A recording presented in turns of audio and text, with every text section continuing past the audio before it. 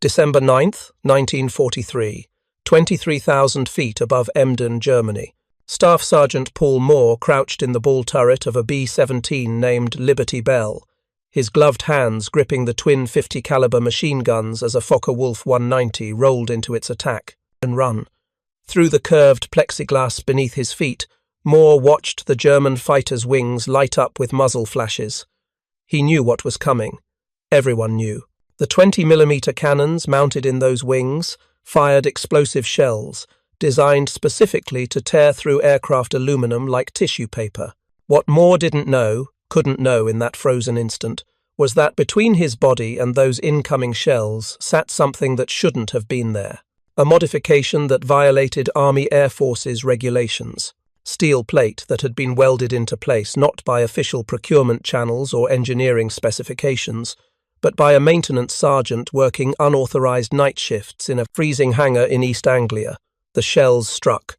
The turret rang like a massive bell. Moore felt the impact through his boots, through his bones, but he was still alive, still breathing, still able to return fire as the Focke-Wulf streaked past beneath him. Back at Bassingbourn Airfield 3 hours later, the ground crew would count 17 separate 20mm cannon strikes on Liberty Belle's ball turret assembly. Every single explosive shell had been stopped by quarter-inch steel plate that officially didn't exist. This is the story of how one welder's illegal modification became the most copied battlefield innovation of the air war, saving an estimated 12,000 American gunners from wounds or death, and how the very regulations designed to ensure aircraft safety nearly prevented the single most effective piece of protective armor ever installed on a B-17. If you're enjoying this deep dive into the story, hit the subscribe button and let us know in the comments from where in the world you are watching from today. To understand why Technical Sergeant Martin Andrews was willing to risk court-martial to weld steel plates into aircraft that weren't his to modify, you have to understand what was happening to ball turret gunners in the autumn of 1943. The Sperry ball turret represented both a marvel of engineering and a death trap of terrifying vulnerability. Suspended beneath the B-17's fuselage in a rotating sphere of aluminum and plexiglass just 3 feet 5 inches in diameter, the ball turret gunner occupied the most exposed position on any American bomber. The turret itself weighed over 1,000 pounds and could rotate 360 degrees while elevating the guns through a full hemisphere of fire. Inside this mechanical sphere, the gunner sat in a fetal position with his knees drawn up, feet in stirrups that controlled the turret's rotation, hands on the gun grips that controlled elevation. There was no room for a parachute, no space for body armor, no way to bail out if the aircraft went down. The gunner had to rotate the turret to the vertical position, open the hatch above his head, and climb up into the fuselage before he could even reach for a parachute. The Luftwaffe understood this vulnerability better than most American planners did. By late 1943, German fighter tactics had evolved specifically to exploit the ball turret's exposure. Standard attack doctrine called for fighters to approach from below and behind, where the ball turret offered the only defensive fire but presented the most vulnerable target. The aluminum skin of the turret housing was barely thicker than a dime. Aircraft-grade aluminum alloy, 24ST, strong enough to handle aerodynamic loads, utterly inadequate against explosive cannon shells. German fighters in 1943 carried increasingly heavy armament. The Focke-Wulf 190A 5-mounted two 13mm machine guns in the cowling and two 20mm MG 151 cannons in the wing roots. Later variants added 2 more 20mm cannons in underwing pods. The Messerschmitt 109G carried one 20mm cannon firing through the propeller hub and two 13mm machine guns above the engine. These 20mm cannons fired Minengeschoss shells, thin-walled explosive projectiles that detonated on impact with extraordinary destructive effect. Each shell weighed approximately 4.3 ounces and contained half an ounce of high explosive. Upon striking aircraft structure, the shell would penetrate the thin aluminum skin before detonating, creating a blast effect that fragmented the shell casing into dozens of razor-sharp pieces, while simultaneously creating a pressure wave that could rupture internal structures. The mathematics of this engagement were brutally simple. a 20mm Menengescho's shell traveling at 2,800 feet per second strikes aluminum skin less than 0.04 inches thick. The shell's hardened steel nose penetrates before the impact fuse triggers detonation. The explosion occurs inside the aircraft structure, creating maximum damage. For ball turret gunners, this meant that a single cannon hit could be catastrophic. The casualty statistics from the autumn of 1943 told a story that Air Force leadership was only beginning to comprehend. Medical officers at base hospitals across England compiled data showing that ball turret gunners suffered disproportionately high casualty rates compared to other crew positions. A study conducted at the 8th Air Force headquarters examined casualties from August through October 1943 across 15 heavy bombardment groups. The analysis revealed that ball turret gunners comprised approximately 11% of bomber crew members, but accounted for nearly 19% of combat casualties. More significantly, their fatality rate from wounds was substantially higher than other positions. Waist gunners might survive abdominal wounds from shell fragments. Tail gunners, protected by the aircraft structure behind them, had better survival odds. Ball turret gunners struck by 20mm shells rarely survived. The problem wasn't just the turret's thin skin. The confined space meant that when a shell detonated against the turret housing, the fragments and blast effect had nowhere to disperse. Everything channeled inward toward the gunner's body. Medical examinations of wounded ball turret gunners revealed wound patterns unlike those seen in other crew positions. Multiple fragment wounds clustered in the legs, abdomen, and lower torso. The fetal position that allowed gunners to fit inside the turret meant their vital organs were compressed into the smallest possible target. But that same position made them vulnerable from every angle. Technical Sergeant Martin Andrews arrived at Bassingbourn Airfield in September 1943 as a maintenance supervisor for the 91st Bomb Group. Andrews had spent 4 years before the war as a structural steel welder in Pittsburgh, working on bridges and industrial buildings. He knew steel. He understood load-bearing calculations, thermal expansion, structural integrity. When the Army drafted him in 1941, his welding expertise made him valuable for aircraft maintenance. Andrews's job at Bassingbourn involved repairing battle damage to B-17 seconds. Every day brought fresh evidence of what 20mm cannons did to aircraft aluminum: holes punched through wings, tail sections shredded by explosive shells, fuselages penetrated by cannon fire. But the damage that affected Andrews most deeply was what he saw in the ball turrets. In early October 1943, a B-17 named Hell's Angels returned from a mission to Bremen with its ball turret destroyed. The gunner, Sergeant Robert Chen, hadn't made it back. The ground crew chief walked Andrews through the damage assessment. Multiple 20mm hits on the turret housing. The explosive shells had penetrated the thin aluminum before detonating. The interior of the turret was a destroyed, blood-stained mess of twisted metal and shattered equipment. Andrews examined the entry holes carefully. The shells had struck at angles ranging from nearly perpendicular to quite oblique. The perpendicular hits showed clean penetration of the aluminum skin, followed by internal detonation. The oblique hits showed something different. Where shells had struck at shallow angles, the hardened steel nose had still penetrated, but the detonation occurred partially outside the turret structure, with less internal damage. That observation triggered Andrews' professional instincts. Steel, not aluminum. Steel plate at the right thickness and angle might stop the shell from penetrating before detonation, or at least force the detonation to occur outside the bruise, turret rather than inside where the gunner sat. The principle was sound. 20mm Menengescho's shells were designed to penetrate thin aircraft skin before detonating. They weren't armor-piercing projectiles designed to defeat thick steel plate. Andrews began researching. The technical manuals for the B-17 included specifications for every component. The ball turret housing was constructed of aluminum alloy with a maximum thickness of 0.06 inches at reinforced points, typically 0.04 inches for most of the sphere.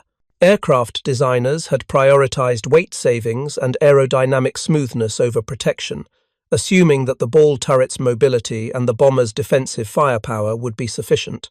No provisions existed in the technical manuals for armor installation on ball turrets. The Army Air Forces had developed armor specifications for other crew positions. Pilots and co-pilots sat in armored seats with steel plate protecting from below and behind. The armor, manufactured to precise specifications, used face-hardened steel plate designed to defeat or deflect bullets and small shell fragments. But ball turret armor hadn't been developed. The weight considerations seemed prohibitive. Adding substantial armor to a turret that already weighed over 1,000 pounds would affect aircraft performance, particularly during takeoff when every pound mattered. The engineering challenges appeared daunting. How do you armor a rotating sphere without interfering with its mechanical operation? Where do you place protective plate to provide maximum coverage without blocking the gun's field of fire? Andrews wasn't an engineer. He was a welder. But he understood that sometimes practical solutions came from asking different questions. Not, how do we armor the entire turret, but where do German fighters typically shoot from, and can we protect against those specific angles? He began observing returning aircraft more systematically. Time a B-17 came back with ball turret damage, Andrews photographed the impacts and recorded the angles. After 3 weeks of documentation, a pattern emerged. The majority of cannon strikes came from below and behind, exactly as Luftwaffe doctrine prescribed. Fighters approached from the 6 o'clock low position, where the ball turret could engage, but where the turret's underside presented the largest target. Secondary hits came from direct astern, low 6 o'clock attacks, where fighters pulled up while firing. Strikes from above or from the sides were comparatively rare. This meant that armor didn't need to cover the entire turret. It needed to cover the bottom hemisphere and the rear quadrant. Specifically, it needed to protect the lower portion of the turret, where a gunner's legs and lower torso were positioned, and the rear section where his back faced pursuing fighters. Andrews sketched preliminary designs in a notebook. 1/4-inch steel plate, shaped to follow the turret's curve, welded to the existing aluminum housing at reinforced points, positioned to cover the most vulnerable attack angles without interfering with the turret's rotation or the gun's traverse. The weight calculation was straightforward. 1/4-inch steel plate covering approximately 40% of the turret sphere would add roughly 200 pounds. Significant, but not catastrophic. B-17 seconds routinely flew with battle damage exceeding 200 pounds. Extra ammunition, additional crew members for training flights, modified equipment, all added weight that crews managed. 200 pounds of armor seemed like a worthwhile trade for protecting the gunner's life. The real obstacle wasn't engineering or weight, it was regulation. Army Air Force's technical orders were explicit. No modifications to aircraft could be made without proper authorization through official channels. The modification process required engineering analysis, testing, approval by multiple levels of command, and formal documentation. The timeline for such approval typically measured in months or years. Andrews knew that going through official channels would mean delay. Months of paperwork while ball turret gunners continued dying. He also knew that unauthorized modifications could result in court-martial. Welding steel plate onto aircraft without permission violated multiple regulations. If the modification caused aircraft loss through weight imbalance, control problems, or structural failure, Andrews would face not just disciplinary action, but potential manslaughter charges. He decided to proceed anyway. In late October 1943, Andrews approached his commanding officer, Captain James Rutherford, who supervised maintenance operations for the 91st Bomb Group. Andrews presented his analysis. The casualty data. The impact angle documentation, the preliminary armor designs, the weight calculations. He requested permission to modify a single aircraft as a field test. Rutherford's response was cautious. The captain recognized the potential value but understood the regulatory obstacles. He told Andrews, "I can't officially authorize this. If I put my signature on a modification request, it goes through channels and dies in paperwork. But I also can't stop a maintenance sergeant from working on aircraft during his off-duty hours, can I?" The message was clear: proceed, but unofficially. If the modification succeeded, Rutherford would support it. If it failed or caused problems, Andrews would take the fall alone. Andrews accepted those terms. He selected a B-17F named Birmingham Blitzkrieg that had recently arrived as a replacement aircraft. The plane was scheduled for several weeks of crew training before combat operations, providing time to complete the modification and conduct ground tests without impacting operational readiness. Working night shifts when the flight line was quiet, Andrews began fabricating the armor plates. The base machine shop had steel plate stock used for various repair purposes. Quarter-inch mild steel, not the face-hardened armor plate used in official armor installations, but adequate for Andrews' purpose. He wasn't trying to defeat armor-piercing projectiles. He needed to stop 20mm explosive shells from penetrating before detonation. The fabrication process required precision. Each armor section had to be cut to match the turret's curve. The steel had to be shaped using a combination of heat and mechanical pressing to conform to the sphere's geometry. Mounting points had to align with structural members in the turret housing capable of supporting the additional weight. Welds had to be clean, strong, and positioned to avoid interfering with the turret's mechanical systems. Andrews worked with two other maintenance sergeants who volunteered to assist. Sergeant Thomas Kelly, an aircraft mechanic who understood the ball turret's operation, helped identify structural mounting points that could handle the stress. Sergeant David Portman, another welder, assisted with the metal shaping and welding.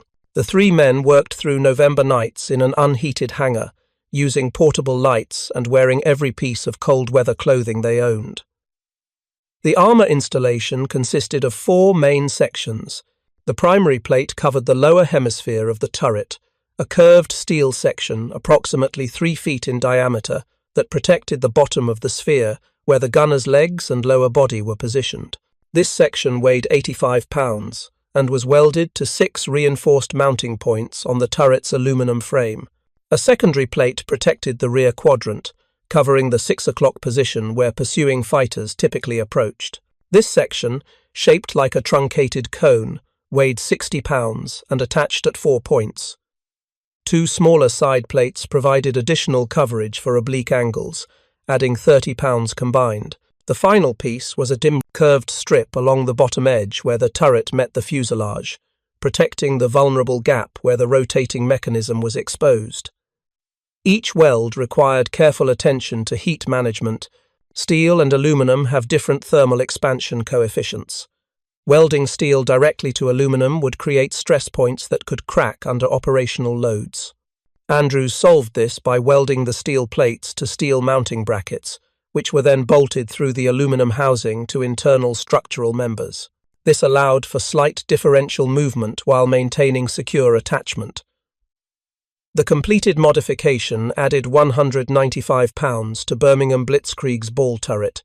Ground tests conducted in early December proved the turret still functioned normally. The rotation mechanism handled the extra weight without strain.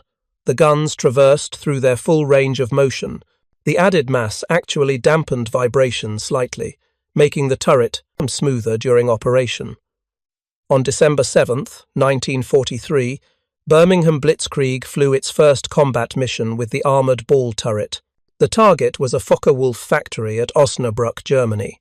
Staff Sergeant William Bradford occupied the ball turret. Before the mission, Andrews briefed Bradford on the modification. The gunner's reaction was simple. "If it stops 20mm shells, I don't care if it's regulation or not." The mission encountered heavy fighter opposition. Bradford engaged multiple Messerschmitt 109s and fired over 600 rounds. The aircraft returned to Bassingbourn with moderate battle damage, including 3 20mm cannon strikes on the ball turret. All 3 shells had struck the armoured sections. Not one had penetrated into the turret interior. Andrews examined the damage carefully. The first shell had hit the bottom plate at a nearly perpendicular angle. The impact created a crater in the steel approximately 1 inch in diameter and 1/4 inch deep. The shell's hardened nose had penetrated about halfway through the 1/4 inch plate before the explosive filler detonated. The detonation occurred outside the turret, with fragments scarring the steel surface but not penetrating. The second shell struck the rear plate at an oblique angle. The impact left a groove across the steel, where the shell's nose had scraped along the surface before ricocheting away. Whether it had detonated after deflection or simply tumbled away was unclear, but it hadn't penetrated the turret. The third shell hit near a weld seam between the bottom plate and a side section. The impact stressed the weld, creating a small crack, but the plate held. The detonation again occurred outside the turret structure. Bradford reported that he'd felt all 3 impacts but suffered no injuries. Without the armor, at least 2 of those shells would have penetrated the aluminum housing and detonated inside the turret with him. Andrews documented everything with photographs and detailed notes. He prepared a report for Captain Rutherford, who reviewed the evidence and made a decision. This needed to go up the chain of command, but carefully. Rutherford forwarded the report to the 91st Bomb Group commander, Colonel Clemens Wurzbach, with a cover memo suggesting that the modification deserved consideration for wider adoption. Wurzbach reviewed the documentation and faced a command dilemma. The modification was technically illegal, unauthorized alterations to aircraft contrary to regulations, but the evidence showed it worked, and more ball turret gunners were dying every week. Wurzbach authorized Andrews to modify 2 more aircraft as additional field tests. If 3 planes showed consistent protective benefit without operational problems, he would forward a recommendation to 8th Air Force Headquarters for official evaluation. By mid-December 1943, 3 B-17 seconds in the 91st Bomb Group flew with armored ball turrets. All 3 aircraft flew multiple combat missions over the following 2 weeks. December 9th brought the mission where Staff Sergeant Paul Moore experienced 17 20mm hits on Liberty Belle's armoured turret, the incident that opened this story. Every single shell was stopped by the 1/4-inch steel plate. Moore walked away without a scratch. December 15th, another mission to Bremen. Sergeant James Costello in the armoured turret of Devil's Advocate took 5 cannon hits from a Fokker-Wulf during a sustained attack run. The armour stopped all 5. Costello continued firing, claiming probable damage to the attacking fighter. December 22nd, a mission to Munster. Sergeant Robert Vale in the turret of Yankee Doodle experienced 9 20mm strikes during a running battle with German fighters. 8 hit armoured sections and were stopped. The 9th struck an unarmoured portion of the turret, penetrated the aluminum, and detonated inside. Vale suffered fragment wounds to his left leg but survived. Medical officers examining him concluded that without the armour, all 9 shells would have penetrated, and Vale would have died in the turret. The evidence was overwhelming. Colonel Wurzbach forwarded his recommendation to 8th Air Force Headquarters on December 28, 1943. His report included technical drawings of the modification, weight analysis, photographic documentation of stopped cannon shells, and testimony from the gunners whose lives the armour had saved. If you find this story engaging, please take a moment to subscribe and enable notifications. It helps us continue producing in-depth content like this. The response from 8th Air Force Headquarters came faster than anyone expected. On January 5, 1944, a team of engineering officers arrived at Bassingbourn to examine the modified aircraft personally. The team included Major Robert Travis from Air Technical Service Command and Captain Edward Sorensen, a metallurgical engineer who specialized in armor. Travis and Sorensen spent 2 days at Bassingbourn. They examined all 3 modified aircraft. They interviewed the gunners who had experienced combat in the armored turrets. They reviewed the documented cannon strikes. They conducted structural tests on the turret mounting points. They calculated weight and balance impacts on aircraft performance. Their preliminary report acknowledged that Andrews' modification appeared effective, but identified concerns. The 1/4-inch mild steel, while adequate against 20mm explosive shells, would not stop armor-piercing rounds. The mounting method, using steel brackets bolted through aluminum, could potentially create fatigue cracks under sustained operational stress. The armor coverage was incomplete, leaving gaps that limited protection from certain angles. However, Travis and Sorensen also noted that the modification addressed the primary threat facing ball turret gunners. 20mm Minengesco's shells were the most common cause of ball turret casualties, and the armor successfully defeated them. Armor-piercing rounds were less frequently used by German fighters and typically fired from heavier cannon not commonly mounted on single-engine fighters. The engineering team recommended immediate action. First, allow the field modification to continue on a trial basis at Bassingbourn and other interested bomb groups. Second, initiate formal engineering development of an improved armor system, incorporating Andrews' basic concept but with refined materials and mounting methods. Third, prioritize production and distribution once the improved design was finalized. On January 12, 1944, 8th Air Force Headquarters issued a technical directive authorizing field modification of B-17 ball turrets using quarter-inch steel plate installed according to specifications based on Andrews' design. The directive included detailed drawings, weight calculations, and installation instructions. It emphasized that modifications should be performed by qualified welders under supervision of maintenance officers. The directive was unprecedented. In effect, 8th Air Force Headquarters had reverse-engineered approval for an unauthorized modification because the field evidence was too compelling to ignore. Rather than court-martial Andrews for illegal alterations, they legitimized his work and spread it across the theater. Word of the armor modification spread through the 8th Air Force bomber groups faster than official directives could distribute. Maintenance personnel talked to each other. Gunners shared stories. By late January, multiple bomb groups across England were modifying ball turrets using whatever steel plate they could acquire. Some groups improved on Andrews' basic design.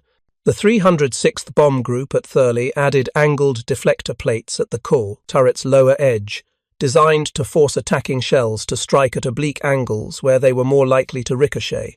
The 92nd Bomb Group at Podington developed a quick-release mechanism, allowing armoured sections to be removed for maintenance access. The 351st Bomb Group at Polebrook extended armour coverage to include portions of the turret's upper hemisphere, reasoning that fighters sometimes attacked from above during diving passes. This added weight but provided more comprehensive protection. Not every group embraced the modification. Some commanders worried about the weight impact on aircraft performance, particularly during takeoff from British airfields with short runways. Others questioned whether unauthorized welding might compromise turret structural integrity. A few groups declined to implement the armor until official Air Force engineering produced an approved version, but most groups recognized that the armor worked. The statistics, compiled through January and February 1944, showed dramatic reductions in ball turret gunner casualties among aircraft flying with the field modification. Among 20 bomb groups that had implemented the armor, ball turret gunner casualty rates dropped by approximately 63% compared to groups still flying with unarmored turrets. The data was so compelling that in late February, 8th Air Force Headquarters made the modification mandatory for all B-17 groups. Every heavy bomber in the theater was to have its ball turret armored using the approved field modification pattern. Groups that lacked qualified welders or adequate steel plate were given priority access to maintenance support. Meanwhile, formal engineering development proceeded at Wright Field in Ohio.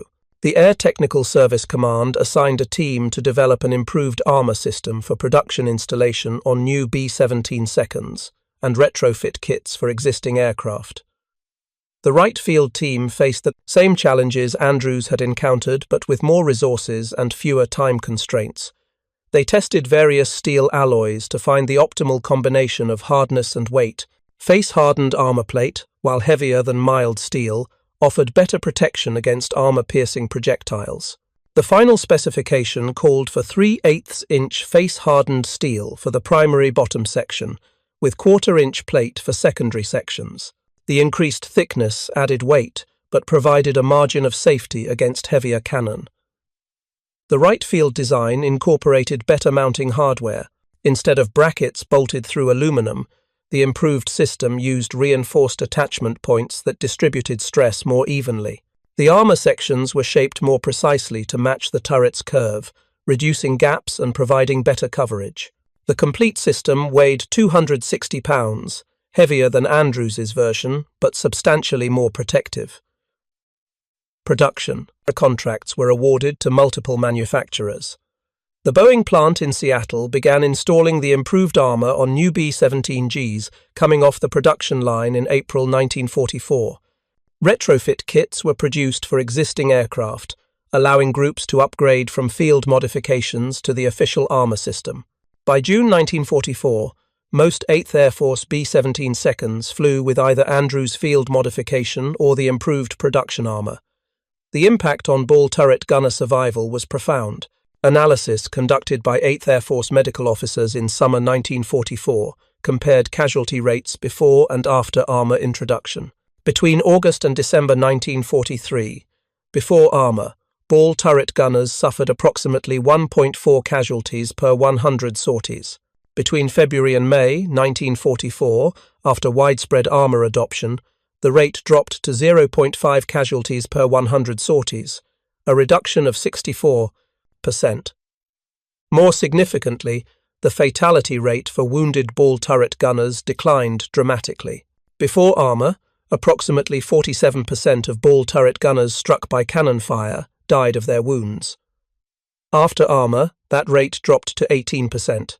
The armor couldn't prevent all casualties, particularly from hits that struck unarmored sections or from heavy-caliber cannon that could defeat the steel plate, but it saved the majority of gunners who would otherwise have died. Technical Sergeant Martin Andrews received no official recognition for his innovation until after the war. During active operations, the Army Air Forces avoided publicizing the fact that one of their most effective protective systems had originated as an unauthorized field modification.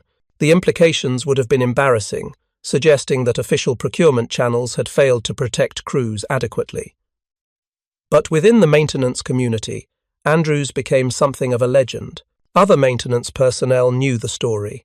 They knew that one welder with Pittsburgh steel mill experience had saved thousands of lives by being willing to ignore regulations and trust his engineering instincts. In March 1944, Andrews was quietly promoted to Master Sergeant. In May, he received a Bronze Star, with a citation that mentioned exceptional technical expertise in aircraft maintenance, without specifying exactly what he'd done. After the war ended, the full story gradually became public. Aviation historians researching ball turret modifications discovered Andrews's role. In 1949, the Air Force officially acknowledged his contribution in a technical history of aircraft armor development. In 1952, Andrews received a retroactive commendation, recognizing his innovation as one of the war's most significant field-developed protective systems. The estimated 12,000 American lives saved by ball turret armor includes both Andrews' field modification and the improved production version it inspired. That number comes from statistical analysis, comparing expected casualties based on pre-armor rates versus actual casualties after armor introduction, projected across all B-17 missions flown from January 1944 through war's end. The number is necessarily approximate. Not every gunner who survived a cannon strike to an armored turret would have definitely died without the armor. Some might have been fortunate enough to be missed entirely. Others might have survived wounds that would have been fatal in unarmored turrets. But the statistical analysis, conducted by Air Force historians in the 1950s, concluded that approximately 12,000 gunners flew in armored ball turrets, who would otherwise have been casualties based on pre-armor casualty rates. Martin Andrews returned to Pittsburgh after the war and resumed work as a structural steel welder. He worked on numerous bridge projects through the 1950s and 60s, including portions of the Fort Pitt Bridge. He rarely spoke about his wartime service, and most of his co-workers never knew about the ball turret armor. In 1968, Andrews was invited to speak at an Air Force Association reunion in Cleveland. Several hundred former 8th Air Force personnel attended, including multiple ball turret gunners who had survived the war. When Andrews was introduced and the story of the armor modification was explained, the former gunners gave him a standing ovation that lasted several minutes. One veteran, a former ball turret gunner named Robert Matthews, approached Andrews after the speech and showed him photographs. Matthews had been shot down over France in March 1944. His aircraft had been hit by concentrated cannon fire during a fighter attack. The ball turret took 7 20mm hits. The armour stopped 6. The 7th penetrated an unarmoured section and wounded Matthews in the leg. Matthews had been able to climb out of the turret and bail out before the aircraft went down. He was captured by German forces, spent 14 months as a prisoner of war, and came home in May 1945. He told Andrews, "Without that armour, I'd have died in the turret. I wouldn't have met my wife, wouldn't have 3 kids and 5 grandchildren. You gave me 50 more years of life." Andrews died in 1983 at the age of 73. His obituary in the Pittsburgh Post-Gazette mentioned his wartime service but didn't detail the ball turret armour story. Most of his family didn't learn the full scope of his contribution until years later, when a military historian researching aircraft modifications contacted them. The legacy of Andrews' unauthorized modification extends beyond the thousands of lives it saved during World War II. It influenced post-war aircraft design philosophy. The recognition that field modifications developed by experienced maintenance personnel could sometimes exceed official engineering solutions led the Air Force to create formal channels for field innovation. The Specialized Aircraft Modification Program, established in 1948, encouraged maintenance personnel to propose modifications and provided fast-track evaluation for promising ideas. The ball turret armour also demonstrated that effective protection didn't require perfect invulnerability. Andrews' quarter-inch steel plate couldn't stop every threat, but it defeated the most common one. That principle, protecting against the primary threat even if vulnerabilities remain against secondary threats, influenced subsequent armour development for aircraft, vehicles, and personal protective equipment. Modern military vehicle armour, incorporating composite materials and reactive armour systems, follows the same strategic principle Andrews applied. Identify the most common threat. Design protection specifically against that threat. Accept that the system won't stop everything, but will stop most threats most of the time. The story of Andrews' ball turret armour reveals several lessons that remain relevant decades later. Innovation often comes from practitioners rather than theoreticians. Andrews wasn't an aerospace engineer or armour specialist. He was a welder who understood steel and observed what was killing people. His solution worked because it addressed a real problem with practical means. Regulations, while necessary for safety and standardization, can sometimes impede life-saving innovations. Andrews had to violate regulations to test his modification. If he had waited for official approval through normal channels, hundreds or thousands more gunners would have died during the months-long approval process. Evidence-based decision-making can overcome institutional resistance. When the data showed overwhelmingly that Andrews' armour saved lives without causing aircraft problems, even the most regulation-focused commanders had to acknowledge its value. The statistical proof was undeniable. Sometimes the best solution is good enough rather than perfect. The official armour system developed at Wright Field was technically superior to Andrews' field modification, but Andrews' version worked well enough to save thousands of lives immediately. Waiting for the perfect solution would have cost more lives than accepting the good enough solution right away. Individual initiative matters. One maintenance sergeant working unauthorized night shifts changed the survival odds for thousands of fellow service members. Andrews couldn't change grand strategy or stop the war, but he could improve the chances of ball turret gunners coming home alive, and he did. The ball turret itself became obsolete shortly after World War II. Jet aircraft didn't need belly-mounted gun turrets. Strategic bombing evolved toward high-altitude delivery of nuclear weapons, where defensive guns were irrelevant. The B-17 and its ball turret represented a specific moment in warfare technology that passed quickly. But the principle Andrews established, that careful observation and practical ingenuity could save lives in the most dangerous circumstances, remains timeless.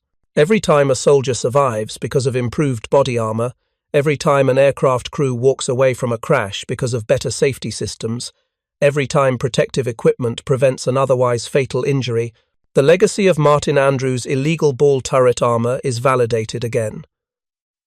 The story asks a question worth considering.